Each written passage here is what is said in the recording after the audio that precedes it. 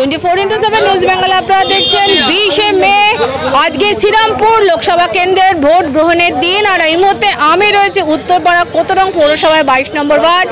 এখানে 22 নম্বর ওয়ার্ডেও কিন্তু চলছে ভোট গ্রহণের পর্ব। সকাল থেকে বহু মানুষের ঢল ছিল ভোট গ্রহণে এবং মাঝে কিছুটা বৃষ্টি হলেও একটু ব্যাঘাত ঘটলো, কিন্তু তারপরে ওয়েদার ঠান্ডা হয়ে গেছে এবং মানুষ কিন্তু স্বতঃস্ফূর্তভাবে ভোট দিচ্ছে। আসুন সেই দৃশ্য আমরা আপনাদের কাছে তুলে ধরি।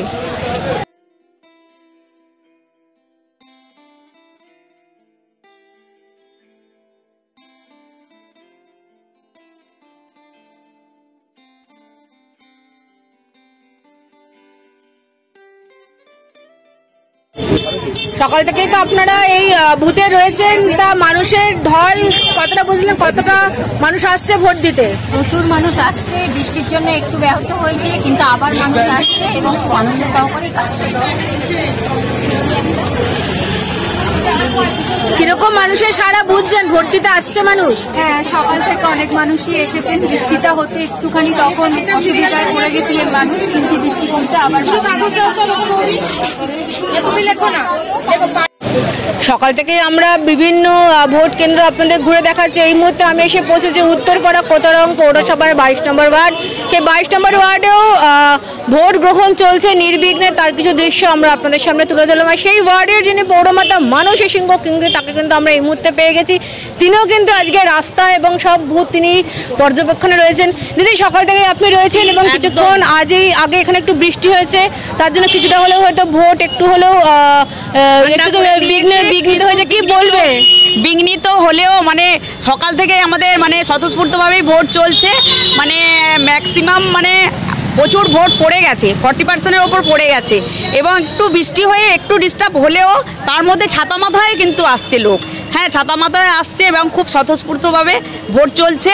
আর বৃষ্টি হয়তো ঠান্ডা করে দিয়েছে, আরও মানে ভালো লাগছে।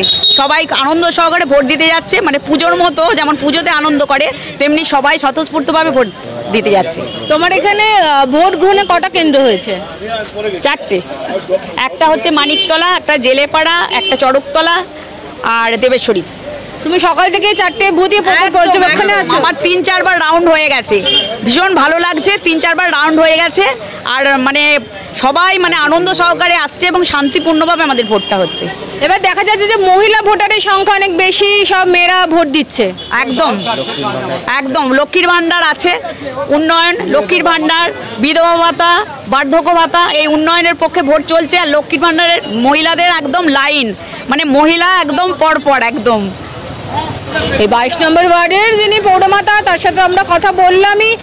বোঝাই যাচ্ছে যে মানুষজন কিন্তু স্বতঃস্ফূর্তভাবে ভোট দিচ্ছে। তারা প্রাকৃতিক দুর্যোগ যাই হোক না কেন সেটাকে উপেক্ষা করে মানুষ ভোট দিচ্ছে।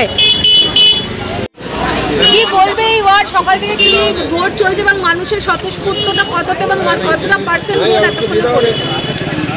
এখন পর্যন্ত প্রায় 34% ভোট পড়েছে, মানে 40-র কাছাকাছি। আর ভোট কীরকম হচ্ছে সেটা তৃণমূলের যে বুথ ক্যাম্প, সেই বুথ ক্যাম্পে মানুষের ভিড় দেখে বোঝা যাচ্ছে যে মানুষ তাকে চাইছে। আকাশ থেকে বৃষ্টি পড়ছে আর সেই বৃষ্টির মতো মানুষের ভোট ব্যালট বাক্সে গিয়ে জমা পড়ছে।